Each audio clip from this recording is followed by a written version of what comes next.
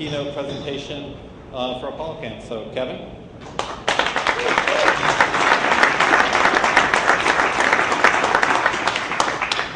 Hi. It's really exciting to be here with all of you and to be finally getting the Apollo bits out into the world so you can play with them. You might be wondering why Adobe is doing this. Like, why are they doing this? They're the Photoshop company. This is like an application runtime. It's kind of weird. And I thought I'd give you a little bit of background. Why are we doing this? And part of it is we put together Adobe and Macromedia about a year ago. And Macromedia certainly had interactive background in terms of creating things like Director and Flash authoring tool, Flash Player. Adobe has very strong design tools and capabilities for print as well as for online and video. And we really merged those cultures together. We've created a unified team. So the team who's working on Apollo is a combination of people from Macromedia and from Adobe all in the same group. And we're really bringing those skills together. So you can draw a user interface in Photoshop or Illustrator and go into Flex Builder and actually use that UI in Flex Builder to make an Apollo app. And we're really working to strengthen the connections between all those tools now. And so in a way, I was at Macromedia before this, and I was there for 10 years. So this is my 10th year now at Adobe and Macromedia. And for almost that whole time, actually, we've been trying to build up to getting to Apollo right now. It's taken a long time, the past 5 years really intently on it. Then as we brought the companies together this past year, we got just a stellar team who's able to actually pull this thing off. So I'm really excited to see this happen now. And the whole purpose of our company is to engage, help people engage. So help you build applications that connect well with other people so they get inspired and they can understand the information better, they interact more, and you can have a better connection with them. And we're working on doing that across all kinds of different mediums. So personal computers, and we're starting with Apollo on PCs today, but also mobile devices, and we'll be going to mobile with Apollo as well. As consumer electronics, for example, the PlayStation 3, the Nintendo Wii, they both have Flash Player built into them. A bunch of other devices too now. There's a new car out, the Jaguar XK 2007. It actually has the Flash Player built in the dashboard. So if you're changing the music or changing the air conditioning, it's a Flash UI. And so we're starting to see now people engaging across a lot of different mediums with the same tools, the same software to do that. And then of course also to magazines and billboards and soda cans. And I think that most days you look around and see stuff, you're probably seeing things that were touched by Adobe software. You know, the people who create those designs and produce a lot of what you engage with today are generally using this software. So it's through a bunch of different categories: designer developer tools with Creative Suite and Flex Builder, which you guys have here now. Lots of different runtime technologies to help deliver these experiences. A lot of server technologies to help feed video streams or data synchronization or do workflow around data. And then some applications built on top that we provide a couple of, but we expect most applications to be built out in the world around this. And then of course across those different mediums. And the reach of the client technologies right now is tremendous. Today, over 700 million PCs have Flash Player on them and able to use PDF and Flash on these computers to really reach the world. Flash is on about 98% of computers today connected to the web. It's actually more reach than anything else. It's more reach than any browser, actually more reach than any operating system. The Flash Player can actually reach more people than even Microsoft Windows. So in terms of a consistent environment for getting something out, it's very remarkable how many people are able to experience that. And now on mobile devices as well, we're getting that same rich experience on mobile. So across these formats, you're able to actually really engage with people effectively. And we've been working also to open these up more. So both formats are published. They have been for a long time. PDF's been published since the early 90s. Swift, the Flash format's been published since 98. And with PDF, it's becoming a standard now. We've actually are releasing it to ISO, which is the International Standards Organization. They make standards for power plugs and train rails and things like that. But they also do that for electronic formats. And so PDF's going through the ISO process to become a standard. Flash, inside the Flash Player, there's a new scripting engine. And the ActionScript language, many people actually don't know that ActionScript is the same language as JavaScript. Did you guys know that? Some of you did. All right, cool. And that's from a standard called ECMA, which is the European standards body. And we're active in that working group. Members of Adobe Engineering are on that group and helping to lead that spec forward. So the language in the Flash Player is the same as in the browser. We've also taken that engine that we've built It's called, well, we call it the ActionScript Virtual Machine, and we've open sourced that and actually have donated that to Mozilla Foundation. So the core script engine, the language engine, is now open source, and we're working on it together with Mozilla. So over time, you'll see the same script engine in Firefox that you see in Flash, so it should reduce confusion even more and get more consistency across those. And also, we can help move it forward better together, because now folks like Brendan Ike at Mozilla, who's a CTO there, and other people can help make it go faster and maintain compliance with the standard. So these are really becoming widely used, and we're working to get them as open and widely adopted as possible. Now with Apollo, we're going from kind of the Earth to the Moon with Apollo here. I don't know if you noticed that subtle change. And what we're trying to enable is people to take web applications and basically install them on the desktop as desktop applications. So it's pretty simple. Turns out that's pretty hard to do, though. So we've been working on this for quite a while. And inside of Apollo, there's a few different engines. But before I talk to you about that, I want to tell you, like, why are we doing this? This is something we've used internally to think about what's happening in the industry and what motivated us to really work on Apollo. And this is it's a little bit confusing, but on the bottom you can see there are things people make, like web pages, rich internet applications in a browser, desktop rich internet apps, which we're not seeing much of yet, and then native desktop applications like Windows apps. And then people might target only Windows, or they may target multiple operating systems like Mac and Linux, or try to go cross-device. So if you think about what people are trying to make, a lot of this stuff that's been happening last year has been in this space, mostly inside the web browser, HTML, Ajax, Flex, Flash, creating these rich internet apps and web pages in that context, and targeting multiple OSs. Now, what we're trying to enable here is to have that grow so you can take your web experience and have a presence on the desktop. You can use your same skills, your same assets, your same tools to get there, but you can have your rich internet app now take on more of a desktop personality and get more desktop functionality, as well as go up to mobile. So we're also working on pushing there to get the new virtual machine, the new script language up on mobile devices, so there'll be a great development platform there, as well as getting the Flex framework to be designed more for the mobile form factor. Now what's happening over here is, over in the native desktop area, is Windows, and this isn't exactly to scale, but you know, it's approximate. And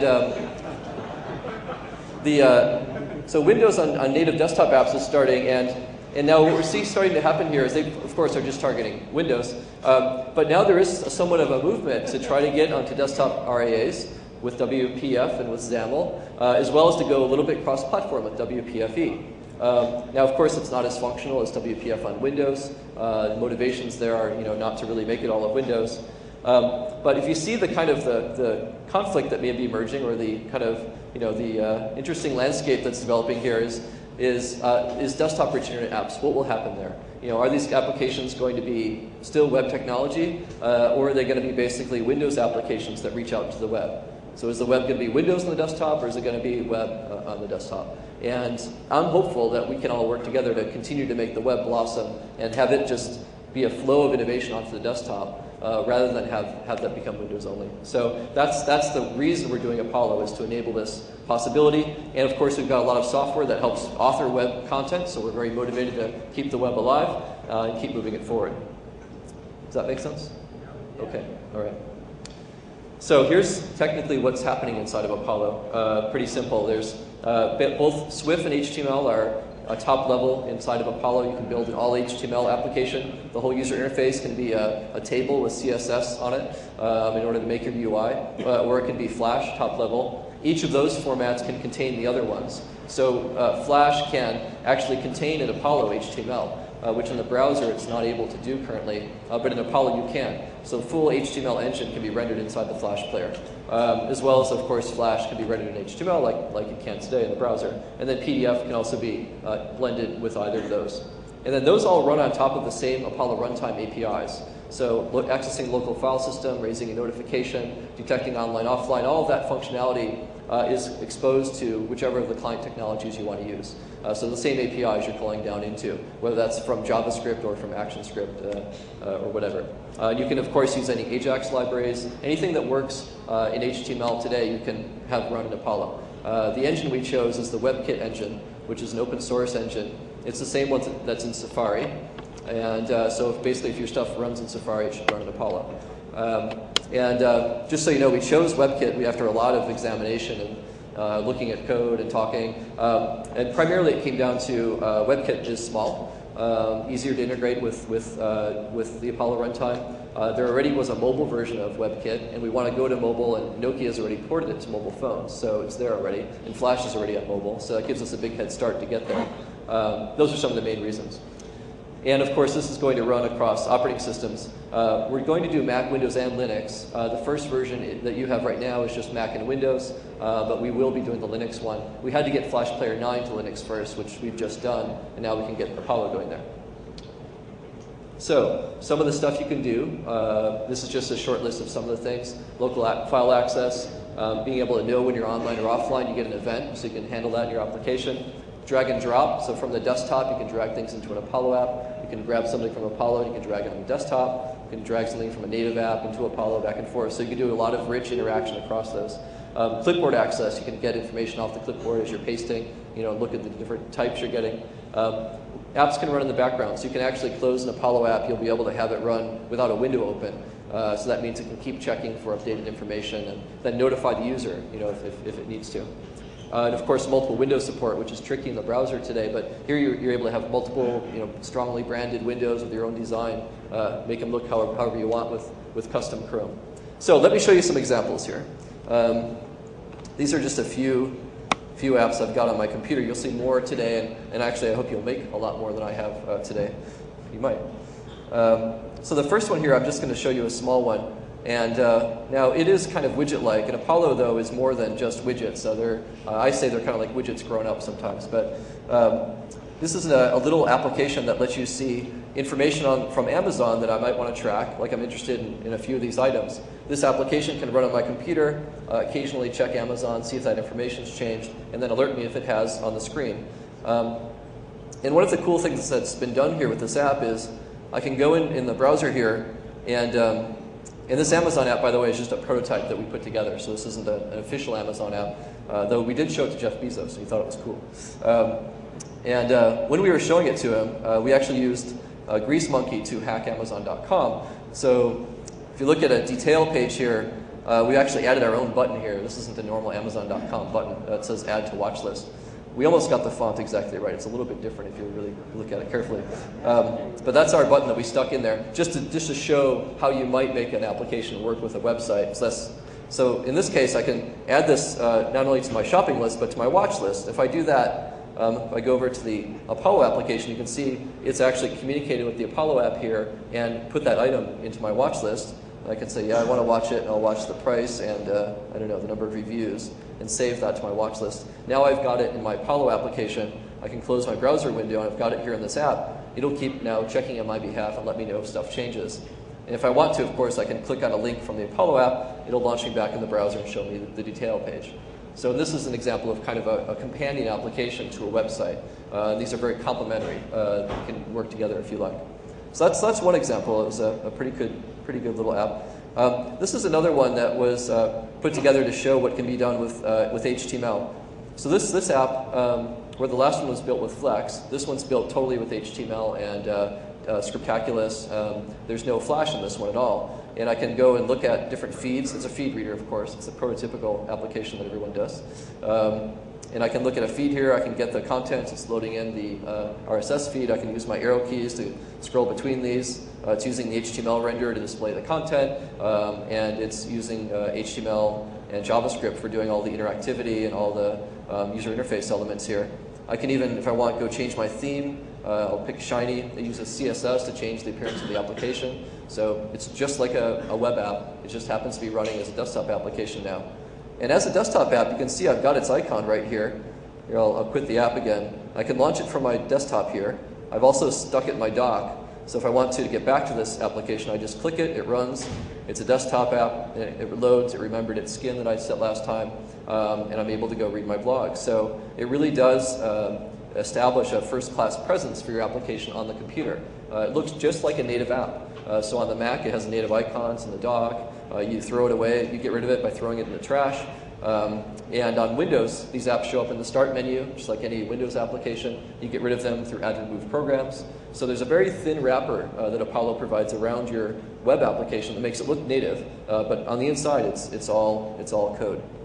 fact, I'm going to kind of go off the rails a little bit here and just show you inside this app, show package content. So I'm just opening up this app. And you can see inside the application, here's an HTML file. And that's what actually is doing the UI. And there's a bunch of other stuff in here. Here's the CSS file that's used to show the design of the page. Here's the icon. Here's the file icon and a folder icon. So it's just made with pings and CSS and HTML. Here I'll open up the HTML page so you can see that with text edit.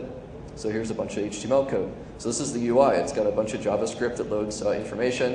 And it's got HTML with a bunch of divs and things like that to lay out the user interface. So just normal HTML stuff.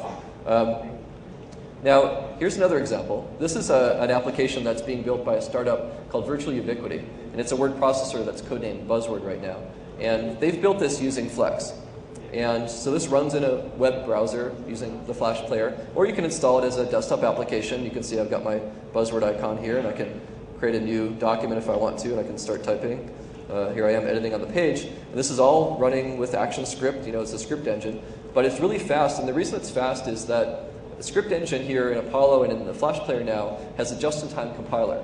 So it takes the script code and actually compiles it to native code. So you get about a 10 times speed improvement by the code running that way.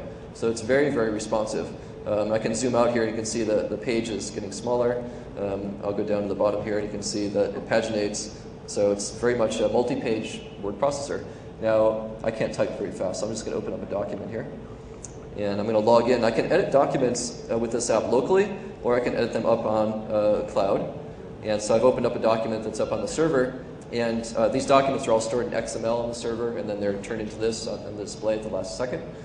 You can see it's got great font support, embedded images, great typography, list handling, embedded graphics. So I can even edit this stuff, of course. So I'll start typing here. You can see it's wrapping text around graphics live. I can grab Homer here, and I can put him over to the right, and it relays out. I can make him bigger if I want to. So full control over this great word processing app. And I've got a bunch of inspectors here I can use to change paragraph layout. I can get an image toolbar here and change my images. So I can make Homer be in the middle or be on the right. So very simple, inspector metaphor for getting properties for things. There's a table support in here, so as I edit these table cells, you can see it's paginating the rows across the page break. So very, very simple but powerful word processor. Including annotations and comments. I can select some text here and make a little comment on the side. Select some more text, make another comment. And so multiple people can actually work on this document up on the cloud and make comments to each other, and it says who made the comment and all that stuff. So this is a more ambitious application, and this is built by old school software developers from Lotus and from some other places, and they saw what was happening with rich internet apps, and it's basically all the cards are thrown up in the air again, and people get to start innovating, and all the preconceived notions are changed, and there's a lot of new opportunities for people to really create applications again. All the doors are open for you to really create things that change people's ability to create on the internet and also communicate with each other and exchange these things very easily. So that's Buzzword. I'll show you just one more, and then I'll just take whatever questions you like. This is a prototype we put together to show how PDF will be supported inside these Apollo applications. And in the build that you have right now, we only support HTML and Flash. PDF is coming. It'll be there before 1.0. But here's what it's going to be like. In this application, maybe an app I could get from my bank or something, and it could show me my financial information. And it could be a nice little dashboard interface. And they might, in this application, want to pitch me on new mortgages, for example. And so here's a little mortgage calculator application. These are becoming pretty popular on the web right now to understand interest rates and things. So I can look at my mortgage, and it uses flex charting to do those chart animations, and I can see the data. And if I pick a mortgage I like, it might take me through a little step-by-step process to get information. This can be HTML forms, and then that can result in filling out a paper application, which the bank might require for legal reasons to have that exact form paper. But you can fill these fields out with those wizards that just happened. So you can have a rich interface to get data and then stick it into the PDF form, and you can edit the form and it would edit the wizard steps because it uses the same data source. And all of PDF's functionality will be supported in Apollo. We're actually using Reader to supply this functionality. So in order to have PDF support, you need to have Reader installed in your computer as well. If you don't have it and your app requires PDF, it'll prompt the user to get Reader. But by doing that, we can do full support for things like even digital signatures on forms. I can sign that. So everything that you can do with PDFs and workflow today, you'll be able to build around with an application in Apollo. So that's where we're headed with PDF support. So those are some examples. There's more, but I think you'll see more through the day, and I want to leave time for you to ask things. Right before I do that, I'll show you the timeline. So this is where we're headed. So the first half of the year, we're making Apollo available. And for you, that's right now. On Labs, it's going to be there next week. So sometime next week it'll be up. And also Flex is going to be appearing on Labs on the first half. The code name is Moxie. It's the next major release of Flex with even cooler capabilities for doing data management. And Creative Suite 3 is coming out, which is the biggest release of the authoring tools from Adobe in its history, or Macromedia. It's also the biggest engineering effort we've ever undertaken. There's hundreds of people working on these products to integrate them, make them look similar, connect up the workflows between them. And that's coming out shortly, and it's amazing. And we're going to have, you can use those tools to make Apollo apps. We're also making a little utility to make it really easy to go from those to building an Apollo app. And the second half of the year is when we're shipping Apollo for mainstream use. So if you start developing now, we aim to have it ready for end users by the end of the year. And then also Flex is coming out around the end of the year. And we're working on an application that's codenamed Philo right now, which is basically kind of an internet TV application. It enables you to watch video. You can download video to your computer and watch it locally, or you can stream it, and it's an Apollo application. It's going to be one of the first Adobe Apollo apps. And then Flash Media Server is also updating second half of the year. And then basically what we're going to do is we're going to listen, and we're going to iterate. And we're starting that right now with you guys. You're on the leading edge of that. So as you start using this stuff, the team is here, and we are all ears about what you're learning. You can also communicate with us on the web, in your blogs. We read the blogs. You mentioned Apollo. We're likely to read it, as well as send us email. And our aim here is to learn what you need to have this do, and then keep refining it to get it there. So we're going to be on a pretty fast update cycle for Apollo as we're doing that, as well as our other software. So that's where we're headed. If you have any questions, I'm happy to answer anything. I'm sorry if I talk fast too. I was kind of on a roll there. Yeah. Yes, Linda.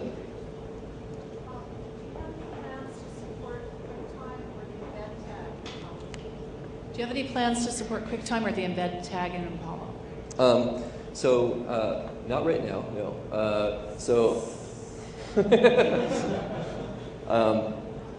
We're supporting the technologies that we can make work reliably across operating systems. And so we want to be able to target Mac and Windows and Linux. And right now, the other plugins that you get on the web aren't universally available for those OSs. And we don't want to have a situation where you make some Apollo apps that kind of don't run everywhere. We're really trying to achieve the run everywhere. So that limits us a little bit in terms of what other technologies we can integrate. So no, not right now. Unless they are becoming widely available, then we can look at it. Yeah. How do you feel Apollo is different than, say, Java Web Start, some of the other technologies we've seen in the past? Yeah, that's a good question.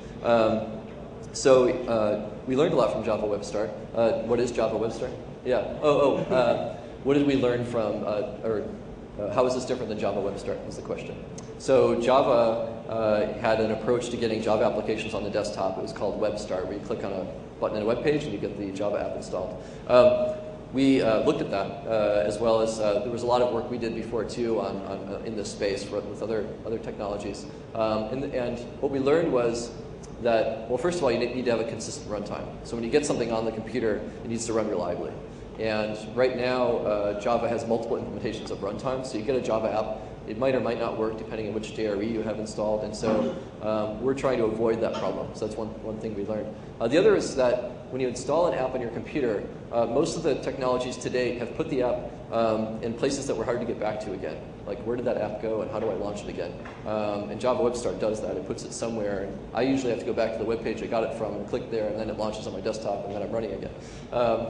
and so I don't use them too much. And so what we've done here is made it so that Apollo actually installs the apps where the user expects to find applications. So in the start menu, in the dock, things like that. So they're much easier to get back to. And the other is we made the install experience be just super smooth and clean. So there's not as much noise during the install process. But we are clear that this is an app being installed from this place, and it can access your disk and things like that. So that's what we learned. Yeah. How easy is it? I mean, I'm not really sure, to migrate your Flex 2 app to Moxie? What's the ease of use from migrating your Flex 2 app to Moxie version 3? I mean, is there complexity or is it simple? Right. So the question is, how easy is it to bring a Flex 2 app into Apollo? Right. Is that what you asked? No, to Moxie. What's to Moxie? To Flex 3. Flex 3? Oh, right.